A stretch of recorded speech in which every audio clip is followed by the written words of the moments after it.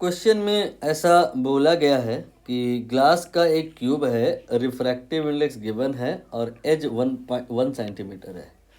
हम लोग 3D figure नहीं बनाएंगे, 2 डायमेंशनली अप्रोच करेंगे। हमने उस ग्लास की क्यूब का साइड व्यू या फ्रंट व्यू कोई एक फेस बना दी है और इन्होंने कहा है कि एज 1 सेंटीमीटर है, मतलब ए से बी या बी से सी ये 1 सेंटीमीटर है।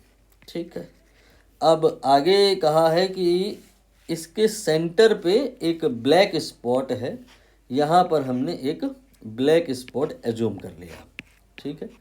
ये जो ब्लैक स्पॉट है इसको देखने की कोशिश हो रही है, यहाँ कहीं ऊपर से दिखाई भी दे रहा है अभी लोगों को, क्योंकि ये ग्लास का जो क्यूब होता है वो ट्रांसपेरेंट होता है।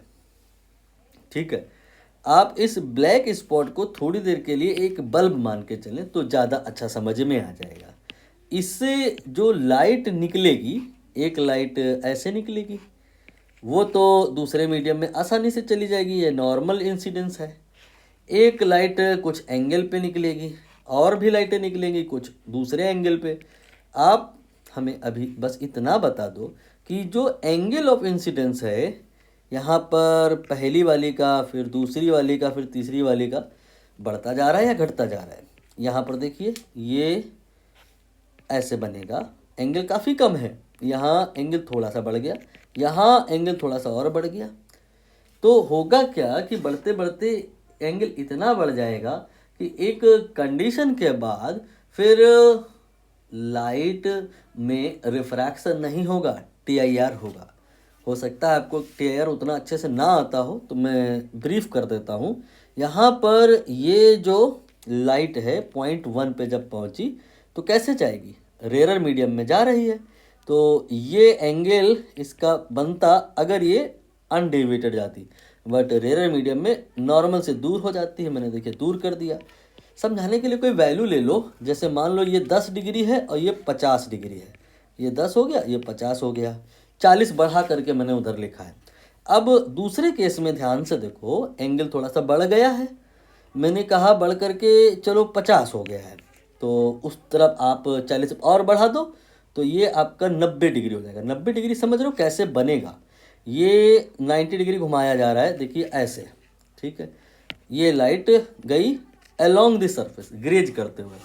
अब इसके बाद आप 60 डिग्री एंगल कर दिए तो अब 100 डिग्री बनेगा।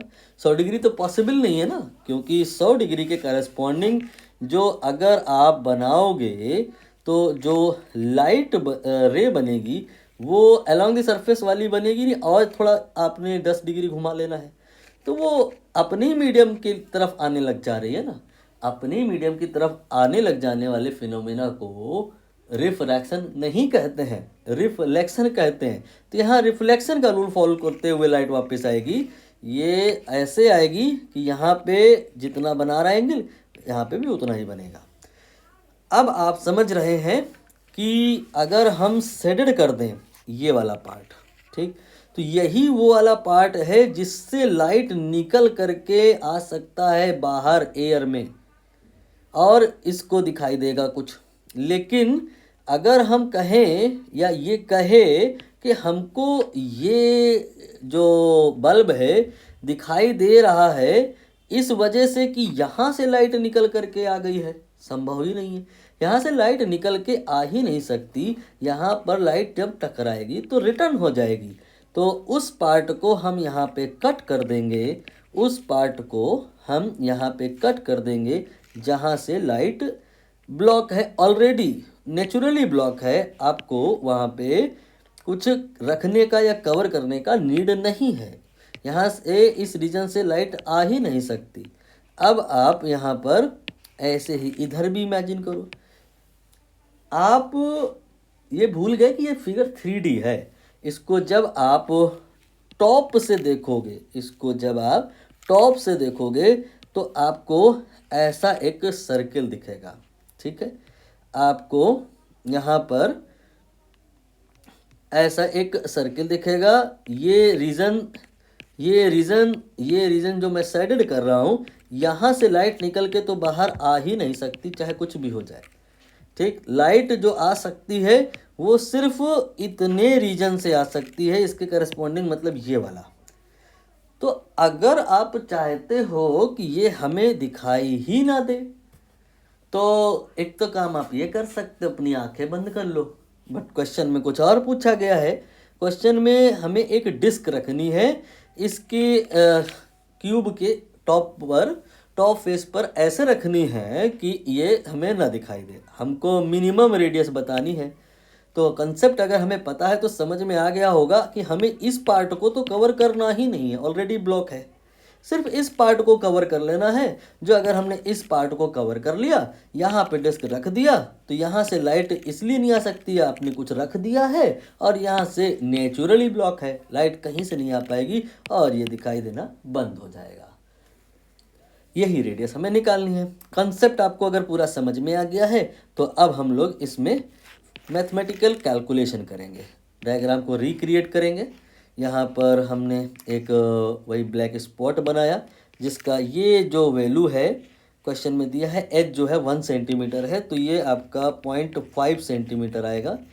यहाँ पर आपको सारी उतनी ढेर सारी रेज नहीं बनानी जो ऊपर बनाई थी, सिर्फ वो वाली रे बनाइए जिसके करस्पॉन्डिंग आपकी जो लाइट है वो ग्रेज करते हुए निकल गई थी। ठीक है, अब यहाँ पर जो ये डॉट डॉट बनाया जा रहा है ये है क्रिटिकल एंगल। ये वो एंगल है जिस पर लाइट अगर इंसिडेंट करती है तो ग्रेज करते हुए जाती है।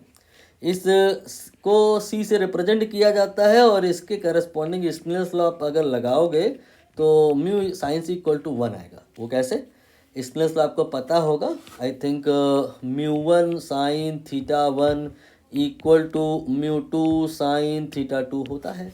तो लाइट जो ऐसे जा रही है तो एक मीडियम ये है, दूसरा इधर की साइड है, तो इधर वाले मीडियम के लिए μ1 यानी कि μ1 की जगह म्यू, और इधर वाले मीडियम के लिए एंगल सी थीटा 1 की जगह सी, इधर वाले के लिए एयर है तो μ2 1, एंड इधर वाले के लिए ये एंगल 90 थीटा 2 90 साइन 91, तो 1 इंटू 1 ये 1 आ गया। ये क्रिटिकल एंगल को निकालने का फॉर्मूला हो गया। कुछ लोग इसे ऐसे भी याद करते हैं जो कि बिल्कुल करेक्ट है, कुछ लोग इसे ऐसे भी याद करते हैं, वो भी करेक्ट है। जो आपको अच्छा लगे वो आप रख लो। अब हम यहाँ पर इंटरेस्टेड हैं निकालने में कि ये रेडियस कितनी होगी, यानी कि O से A तक का दूरी। हमें पता है ये वैल्यू 0.5 है और हमें निकालना है ये। तो फिर अगर इस राइट एंगल ट्रायंगल में कोई भी एक एंगल पता चल जाए, इसको नहीं, ये तो 90 पता ही है, ये और ये में से कोई एक पता चल जाए तो फिर बात बन जाएगी। यहाँ पे हमने ध्यान से एनालाइज करना है कि ये जो लाइन है दोनों पैरेलल हैं और ये उसको क्रॉस कर रही है, तो ये और ये दीज आर ऑल्टरनेट एंगल।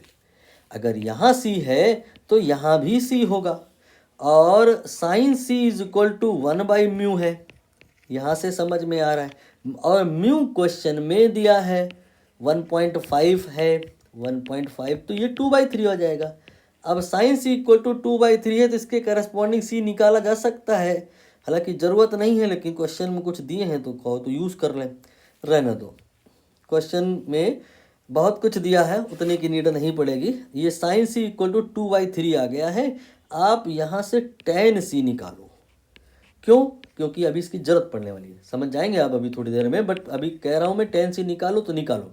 इसके लिए साइन को परपेंडिकुलर अपॉन हाइपोटेन्यूज से इक्वेट कराओ, तो p की जगह पे आप 2 ले सकते हो, h की जगह पे आप 3 ले सकते हो।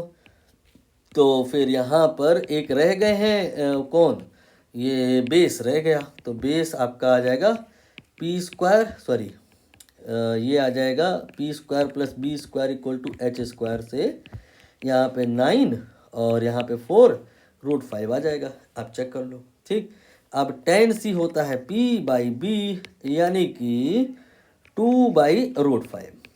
ठीक बात है भाई, tan c निकल आया। अब tan c is equal to √5 आ गया है, इसे आप इस ट्राइंगल में अप्लाई कर दो। तो tan c equal to perpendicular by base, यानी इस के वास्ते ये परपेंडिकुलर यानी कि radius, and divided by that one यानी कि 0.5। ठीक है, एक बार आप कैलकुलेशन चेक करिएगा, मुझे तो लग रहा सही हो गई है। यहाँ पर इसको क्रॉस मल्टीप्लाई कर देना तो r आ जाएगा 0.5 इंटू 2, ये तो 1 होता है ना, /√5। ठीक है, 1/√5 ये आ गया r का वैल्यू। अब क्वेश्चन में कुछ जो अगर दिया है तो उसका हम यूज़ कर लें। 1/√5 की वैल्यू तो कह रहे हैं 0.447 होती है, तो यही आंसर है 0.447, बी ऑप्शन करेक्ट हो जाएगा।